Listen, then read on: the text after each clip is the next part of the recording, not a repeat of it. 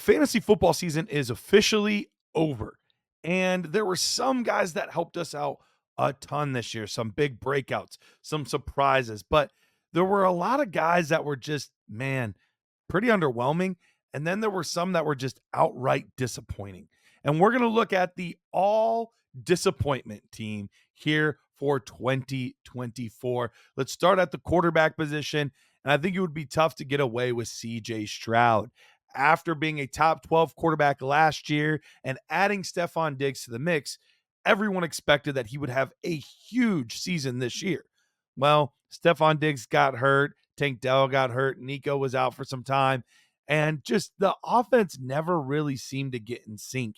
He was more inconsistent than ever, throwing 12 interceptions to only 5 last year. And of all quarterbacks that played 8 games, CJ Stroud was quarterback 26 over the fantasy football season at only 14.1 points per game. Yeah, he was a huge letdown for your fantasy football teams. At running back, let's go to Travis Etienne. Travis Etienne, after a big year, finishing as a top 5 dynasty or regular fantasy football running back on the season, he put out just 8.7 points per game. Now, there were a few things that contributed to this, but one of the biggest ones was Tank Bigsby now being part of the offense and being much more involved than he was the season before. Of running backs, he was running back 38 on the year. And look, he only had, actually, he didn't have a single game over 15 points all season, not one game. So each and every week, he's not putting up the numbers that you expected him to average last year. And so many single digit games, so many games where you're left wondering what happened. If I were to remove the name from this player, the numbers actually aren't too bad, but I'm putting Breece Hall on the all disappointment team because if you look at it, yes, 14.8 points per game. It's really not that bad. He wasn't terrible as far as just all running backs go, but he was running back 18 in points per game. So you were drafting him as a top 5 guy, and he wasn't even a high end running back, too. And so I think when you look at the expectations for a Breece Hall, you were pretty let down overall with what you were getting out of Breece Hall. Most of the numbers reflect that. He was down in yards. He didn't have nearly as many receptions as he did the year before. Total touchdowns were down. So just a lot of things overall. Now, I don't know how much of this was him. The entire Jets team was a disappointment. And so I think when you take all those things into account, you still feel pretty good about him in the future, but you didn't necessarily get what you bargained for at a Breece Hall this year.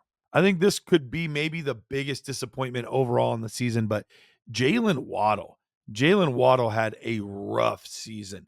Only 9.4, and that's PPR, only 9.4 points per game, 700 yards, 2 touchdowns. That's it. Only 2 touchdowns, 54 receptions. And granted, this is another one that part of it was dealing with his circumstances.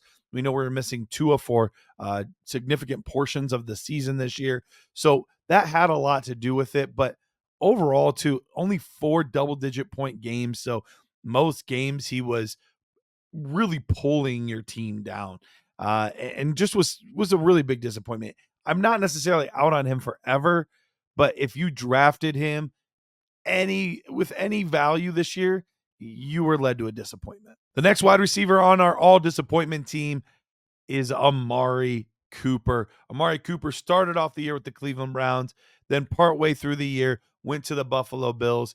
Didn't do much with Cleveland, only 250 yards and 2 touchdowns through 6 games.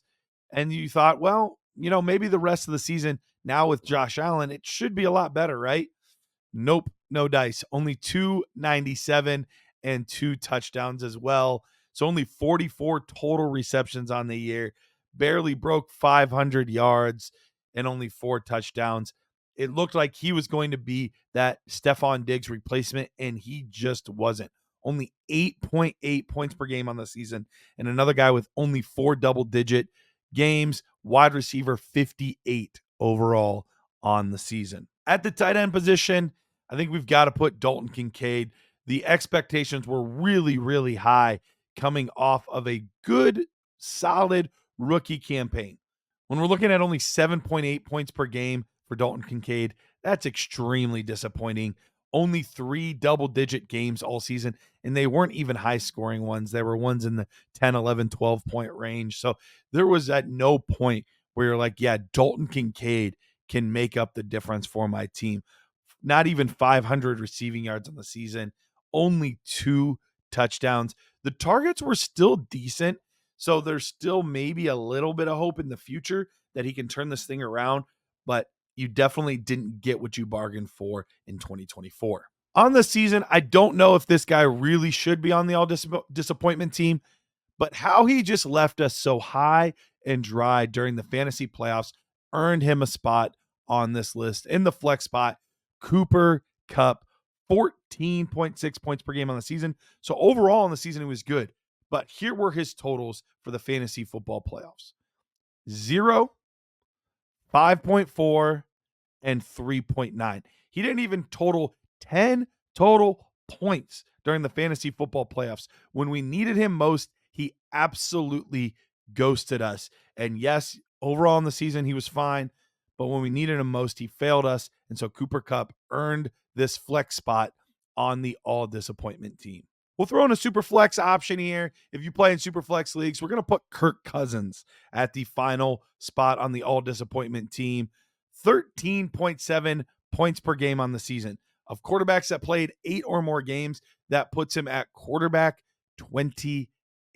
So a huge disappointment, and especially after the first month, and we had that huge game where he had 35 points and he had 5 touchdowns and all this stuff, 35 fantasy points, that is.